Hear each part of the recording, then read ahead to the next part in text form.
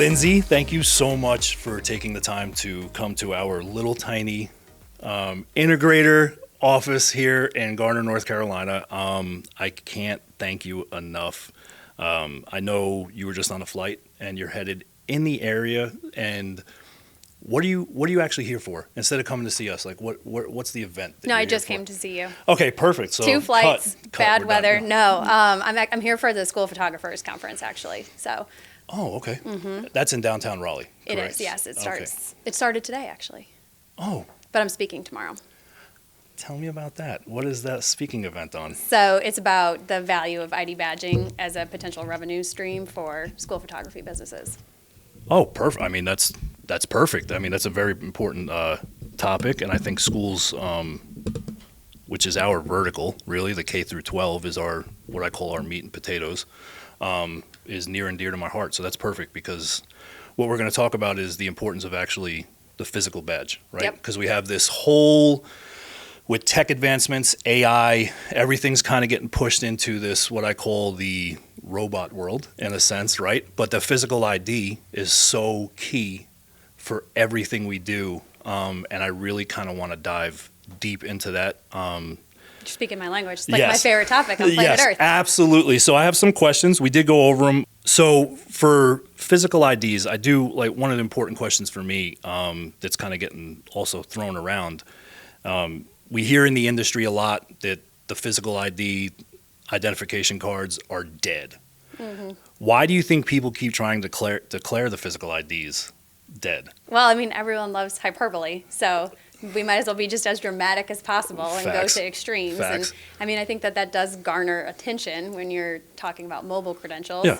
It's a nice way to set the stage for an opportunity to present your solution, if that's what you lead with. But the reality is, when you even look at mobile credential implementations, almost every single customer that's deployed mobile is still using physical credentials in some capacity. They haven't gone 100% mobile. And so I think that it becomes increasingly difficult the more you see even mobile adoption increase. Yes. As people keep their cards, you're having a hard time making an argument that the physical badge is dead.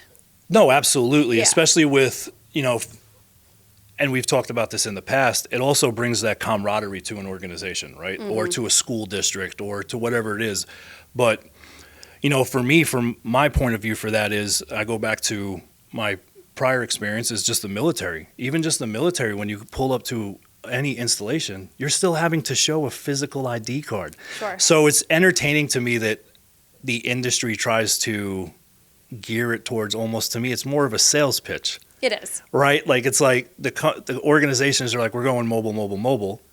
Well, it's like, we have to have the physical ID cards. Correct. Like, it just... The customers are not saying, we're going mobile, mobile, mobile. No. The industry is saying. Exactly. So that's really why I want to make that clarification. It's not the customers, because the customers, and I know you get this on your end, they're still asking about them. Like, how can we deploy our badges? We have a rebadge coming up or whatever that looks like.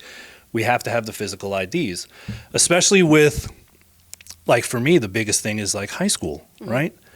You get new driver's license, and then you get that new ID card. Like, when you get a physical ID card, it's kind of like, oh, this is like awesome. Being a part of a club. Like, it feels cool. Yes. Yes. Yes, it absolutely is, right? So then it goes into, you dive into the design of it and everything, and it brings that ownership, right, for the organization or for the school or for whoever you're with. So, no, I'm glad that you were on the same mindset with that, because it is to me, I think it'll never dying out.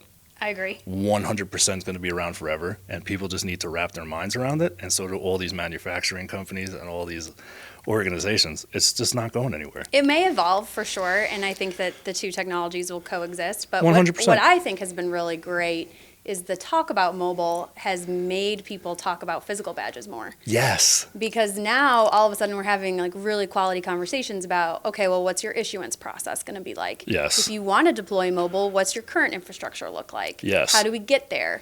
What are we going to do from a physical badge capacity? It shifts the whole conversation, where instead of just worrying about like the card as a utility, they're all of a sudden very concerned about how they're going to issue it and what that process looks like, which only tees up the conversation easier for companies like yours to come in and then help them deploy good issuance platforms. 100%. And I think that's something that we do as an organization very well is we make it very intentional to sit down with our, what I call our end users and make sure that they really have a mapped out plan, especially if they're coming in. And I have an organization now that's doing a complete rebadge, right? So that goes into my next question. What do organizations usually underestimate when they start a whole rebadge project? So it's funny because I've been in this industry for almost 17 years and I've helped so many companies with rebadge efforts from the vendor side of it or integrator side of it. So I've never done it myself until I came to work at HID. Oh, wow. So now, 2 weeks into my new role at HID, I got assigned a rebadge project. So we wanted to do our own rebadge and redesign new deployment of technologies, printers across the world. Same stuff we help with customers with all the time. Right? All the time, absolutely. So now it's fun because on the other side of it, I get to see what it's like to be the actual end user and also maker of the technologies. That's a great point. It's like the merging of my worlds coming together. Yeah. And so I think that organizations underestimate all of it, truly. I think it's very easy to go into a rebadge thinking we're just going to design a new card. And print it and then just hand it out and everything will be fine. Just works. Right. And that's not the case at all. And if anything, I think the more you can put forethought into it and involve multiple departments across the organization before you ever even issue your first credential, the better off you are, because it is very surprising, shocking really, how many people all of a sudden know stuff about what's been done previously, what the card's being used for, like how things work differently in this region of the world when you start asking the right questions and getting the right people in those meetings. No, it's such a good point, because even within regions, not just of the world, but when you break it up into regions of the United States, it's and you do a lot of traveling. I do a lot of traveling. Every state is almost like its own little micro country as you're traveling around the U.S., right? So being very intentional and having those with different departments, I think, is so key, because it shouldn't just be one person. I'll just go back to it. I'll take a school, like a county school district, right? It has 30 schools in it. But I don't want one person who's sitting at the district office making this decision for all the schools, because they operate differently, right? So, and I love that part of it, because it's like an investigation. It's like, okay, where do we have to like really hone in to make them happy, right? Because at the end of the day, it's focused on the client too, right? It's not just, let me sell a product. I have to make the client happy. But then you get into badge design. Then you get into, like at the high school level, like we've done badges for student identification.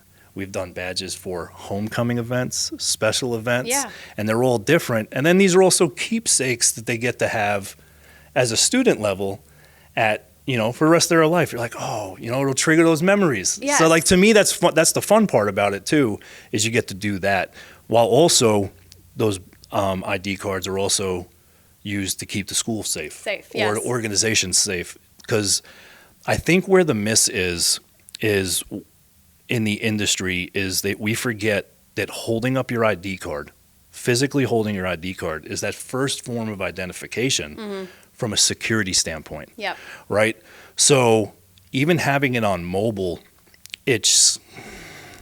I'm still a little reluctant, right? Sure. No, I'm with you, because you lose that visual component that I do think is very important. Yes. And of course, there's the security aspect 100%. of the visual ID. Hey, I can see that you belong here. Yes. But even more than that, I think, especially now in today's day and age, it helps foster this feeling of connection. When we first touched on the badge, we joked about you get that first card and it feels like you're part of the club. Yeah. What happens when someone takes a job?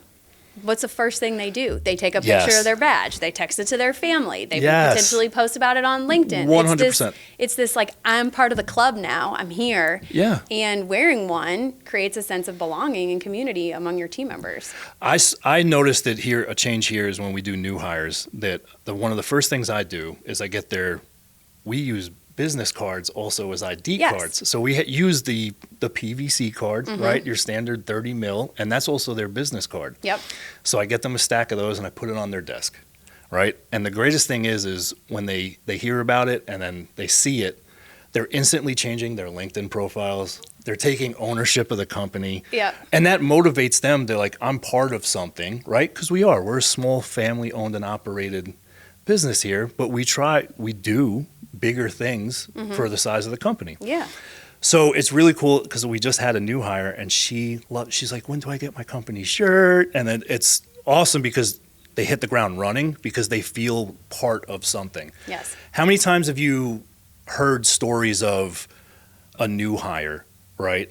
And they kind of just get thrown to the wolves, right? All the time. All the time, right? So if we can do that little changes in industry, right, to even offer that to an organization, hey guys, I know you want to go mobile, but maybe we should keep the ID cards, and you can use it for your new hires, or you have a new class of students coming in. Why don't we get their IDs out ahead of time and have their assigned seating for their orientation, right? It just shows that awesome. And especially if the company is intentional about how they design the badge. And I'm sure we're going to talk about badge design, but if you throw a haphazard looking badge together and give it to somebody in a non-meaningful way, like it doesn't carry the same weight as if you design it with intention, you think about what you want that design to convey. After all, it is kind of like a walking billboard for your organization. 100%. And then you might even present it in a way that's meaningful to a new hire. So my favorite example of this is Walt Disney World. I'm like obsessed with this story. Okay. So I met with their head of security and we were talking about how they deploy credentials and like what all they use badges for.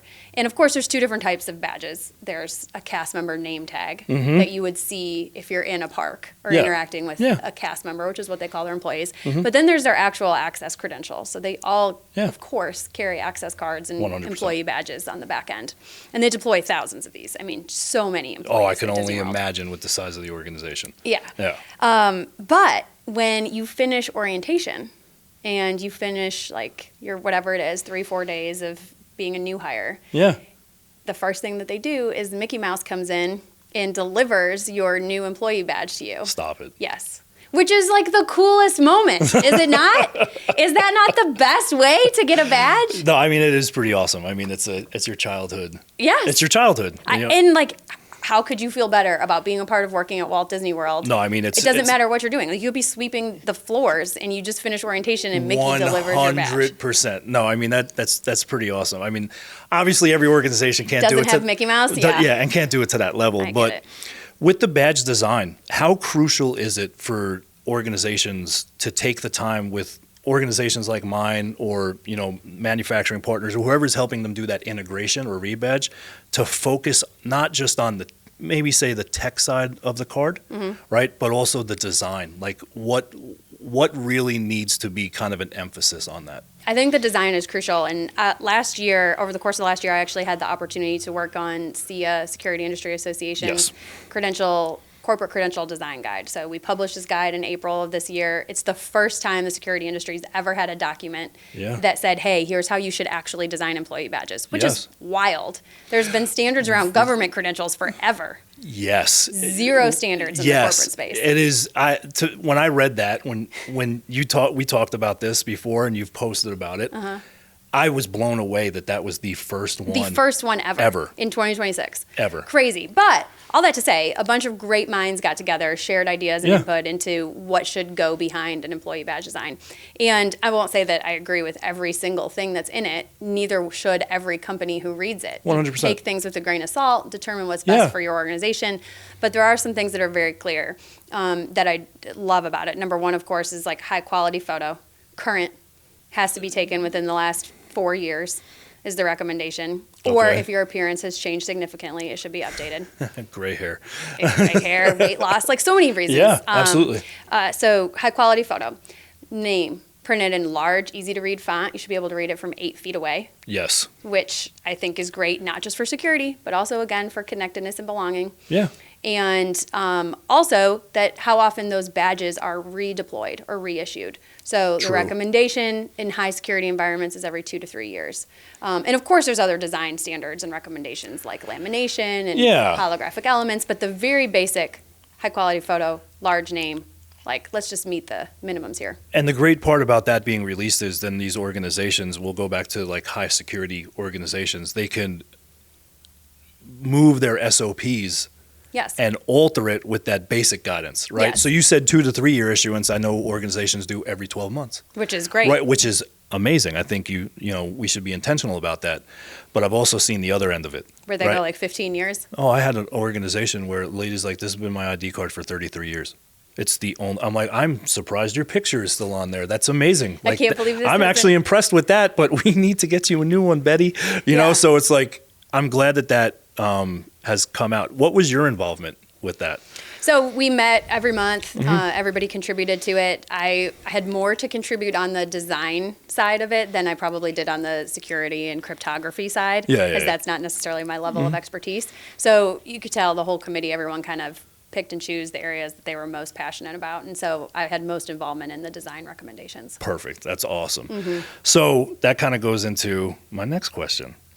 How should leaders think about badges as part of a culture and not just security? And we kind of touched on that a little bit, but I want to go a little more in depth on that even more. So let's talk about it with companies first, and then we can really segue and go into school, because I get passionate about it as part of school culture. We're going to talk about it. For sure. It's going to happen. But let's talk with corporate world. So for me, I think that, like I was saying before, your badge is kind of a billboard. Every time somebody's meeting with a customer or out to lunch and they're wearing it, it's a representation of your organization. Yeah. So leverage that. Like, use all the brand elements that make your brand cool. 100%. Like a great logo, high quality images on that, like your color scheme. Let's make sure it matches all of your color schemes. Yeah. And I think that it's always cool when I see companies incorporate some element, like they want to recognize their employees. So for us, in our new design, we really wanted to recognize tenure. One of the cool things about HID is we have employees who've been there for decades and absolutely love it. And maybe they've moved around to different business areas, but they're still part of HID. Yeah. And so we were very intentional in our design. Let's make sure we incorporate an element that can change based on your tenure. And it ended up being a simple border color. But the longer you're with the organization, your border color will change, and then it's easy to recognize. Such a great, simple idea. Wow, you have been here for 20 years. That's incredible. Like, tell me more about your story. Yeah, no, that's such a great, simple. See, that's what I love about it, is those little fixes. Like, you could just change a color, right? Maybe I had an organization that took, if your first 5 years you had your ID was horizontal, and then if you did over 5 years, it went vertical. So you're like, oh, you've been with the company over 5. Yeah. And then they changed the background. If you were 20 plus years, your card was gold.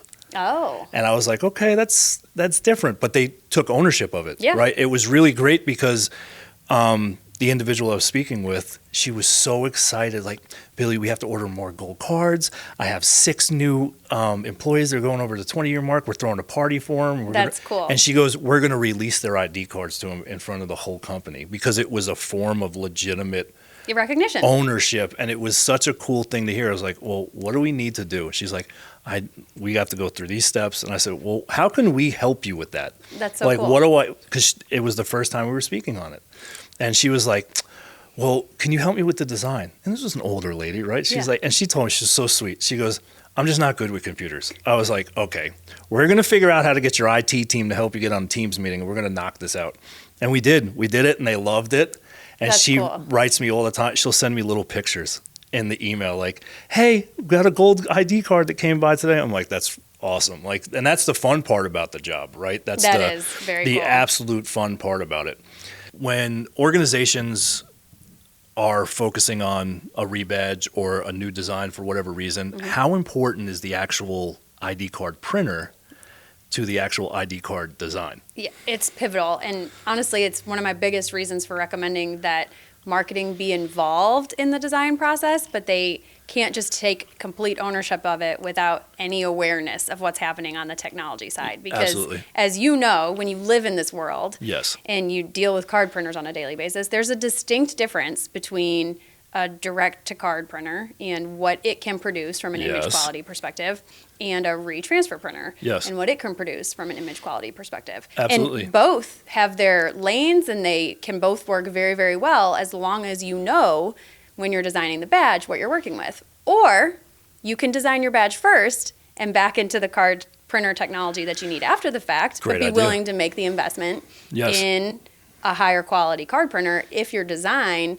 is very, very color heavy, very image heavy. If your brand perfection is important to you, Yeah. or even if you're using technology cards, this is the other thing you really need to consider when you're choosing card printer technology. Yeah. As you move to technology cards, there's the chip embedded in there. Absolutely. And we all know if you're trying to print full color or a photo over that chip, it's very likely with a direct-to-card printer, you're going to get that little indent in there, that white mark. That little tiny one. And nobody likes to see that. No. But at that point, you have retransfer printers and you have that technology to fall back on. So it's just important that you think about the design in relation to either the technology that you have or the technology investment that you're going to make. Yeah, no, absolutely. I mean, it really is, I can't emphasize this enough, is when it comes to the ID card design itself, especially for organizations that might see this, be intentional. Don't look at it as another just a price point and we have a budget. Like, spend the time to actually talk to the people they're going to help you put these products and put this service on site at your location, because we are the subject matter experts. We do this every day, thousands and thousands and thousands of times. I think we just hit here like 2.5 million cards that we've done as an integrator, right? Yeah. That's huge. Which is awesome. As a huge number. Like, that's a huge number. So if I don't know what I'm doing by now, I really don't know what's going to happen. But take the time. Honestly, the organizations really do, I think, need to take the time to weigh the options, right? Be intentional with the badge design and really focus in on what we're saying to them, not just from a selling tactic, because you should be client focused, right? Not just, let me just put a product out there and just hope for the best, because then there's back end problems, right? Right. And I hate that. I can't stand when there was a rushed, someone in the past, they bought an ID card printer because they just needed it on site, and they picked this and they just threw it in their thing, and then it's like, I got lines all over the cards and my design's garbage, and Yep. what do I do? Well, we need to jump on a meeting and we need to talk. Like, let's We missed actually, something. there's something big missed, because if you're already, what I'm hearing is that ID card design is that important to you because you gave me a call, right? So the biggest thing is, let's be intentional about it, right? Agreed. All right, Lindsay, last question. This is a big one. Common security mistakes organizations make when managing badges, credentials, and identity programs. Okay, that's a good question. I would say the biggest mistake I see organizations make is thinking of badge issuance as a one-time thing as opposed to an ongoing process. And what I mean is, it's very easy for an organization to say, like, oh, we printed a card and now we're done. And that's kind of where it begins. Like, you've just started the life cycle of this credential. Yes. And the pivotal part is, okay, I might have personalized a badge, but now what am I doing with it? How is that part of a visual identification program and policy? Do we have standards and policies out there that we communicate to our team members? But more importantly, what other applications are going to use this credential? And how do I get the cardholder data, including the card number and any privileges assigned to it, to all of those third-party systems that need it anytime a badge is provisioned? The reissuance process is arguably more important than the first-time issuance of a card. Because now you've got to consider, all right, I reissued Lindsay a badge. What happened to her lost badge? Did that get deactivated? Exactly. That's a very good point, because those badges, you've hit a sore spot for me, is because when we do audits with organizations and they're like, well, we have 1,000 badges that were either lost or the people aren't here anymore. And they're still active in their system. Where are those ID cards? Like, where did they? That's not good. Like, it drives me nuts, and it almost gets. I can go. It's crazy, because I think of K through 12, right? So that's like one of the most important places where we can't miss. Like, we really can't miss. I'm not taking away from any other organization or anything like that, but to me, right, it's the K through 12. Yeah, we all look at that and picture our own kids, and like I mean, I'm very passionate about this vertical too, so I get it. Well, let's go down that road. Tell me, what's your passion for the K through 12? I mean, there's multiple components to it. So I mean, we were just talking about safety and security and deactivating of cards. one of my biggest pet peeves I see in K through 12 is them carrying two credentials, and the one being the personalized employee badge and one being the access card, and the access card is just a plain white card still. Yeah. And I've heard this argument made a lot in K through 12 schools. Well, it gets easier to keep up with when the teachers lose a card. We can just print them a new one, or we can just issue them a new access card. And what actually ends up happening is they wear their visual ID, and a lot of times they carry their access card around, and then they get mixed up. So I can't tell you how many IT directors I've met with, or security directors, who said, yeah, the problem is now we have all these active credentials in our access control system, but they're not actually personalized to the cardholder. So Lindsay and Billy are at lunch. We both throw our teacher access card on the table. We don't know which one's which because it's not personalized. We grab the wrong one. Billy shows up at school on Saturday, only it's Lindsay using Billy's card, and the only way you know is if you marry it to video at that point. I mean, this has come up so many times in K through 12 school conversations. I'm like, why don't we just personalize the technology card? Just make the ID card and Make access it card one in one. And then I also think organizations could do better in making like the reporting structure for lost or stolen badges easier and less punitive. And so hear me out on this. Okay. When you make it punitive, Sally is way less likely to report her badge lost 100%. because she's going to be like, no, I'm going to find it. I'm not going to get in trouble for losing my badge again. And then the risk of someone finding it and using it to open a door actually gets larger because Sally hasn't told anybody. Yeah. But if you make it non-punitive, almost positive that you immediately report your credential and you make it easy for people to do it, then it's much more likely Sally's going to immediately notify the right people, my badge is missing, and you can take all the appropriate measures to deactivate it. No, I mean 100% agree with that because I've had K through 12, again, same thing. Kids lose things. Yes. You have to, when you go into the badging, if you're going to do a true K through 12, right, and you're going to badge kids, you have to have the thought, you have to know that they're going to lose it. It's going to happen, right? If adults lose it, we can't expect our second graders to hang on to My them. kids will be staring at their sneakers and go, where are my sneakers? Like, they could be right in front of them and they'll lose it, right? But I have also heard with that the schools will fine the parents. Mm-hmm. And that, to me, is bananas, right? Because it goes back to what you said. Not only is the student going to be, for that organization, reluctant to let administration know, hey, I lost my ID card, I'm sorry, I need a new one. But the parent is too, because $50 is $50 to people. Yeah, well, right? That's a lot. It's a lot too, for sure. It's a lot, and I've heard that. I've heard actually, we charge them $50 per card because we have to issue them a whole new card. I'm like, okay, we can't be doing that. Yeah. Like, we have to. So it goes back to what I said earlier. Like, let's be intentional. Let's have these real conversations and really make sure that the end users really have the information and not just, let's just on a whim. We need ID cards. Just give us a cheap printer and we'll be good to go. Well, hold on. Let's pump the brakes a little bit and let's have a real talk. And when it comes to K through 12, I think that sometimes it's easy to think of that as just security, your badge, but that market in particular, you have this unbelievable opportunity to foster this culture of belonging. Yes. And there's so much research out there about how important it is that students be recognized by their name and that they have a trusted adult authority figure that they trust in the building. Yes. And so schools who already will tell you, like, we want to create this open, very inclusive environment, like, community is important to us. Yeah. All right, guess what? You got this awesome billboard of people's names that you can basically create this perfect design where it's easy to read every student's name and create this culture where staff members and students recognize each other by name on a daily basis.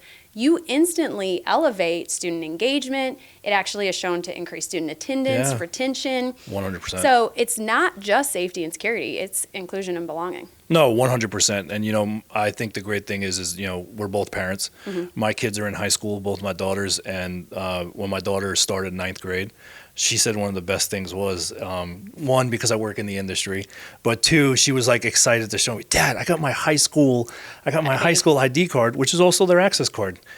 There might be a reason the school did it the right way. Weird. But yeah, it's kind of weird how that worked out. But it was really awesome because at the high school level, it's when they first get that real first thing. So it's kind of like, in a sense, it's just before the driver's license. It's that Yeah. I their go to first this high ID. school and this is awesome. And that's when you start to feel like an adult, right? Because they can go in and out of the building. They don't have to wait for a teacher.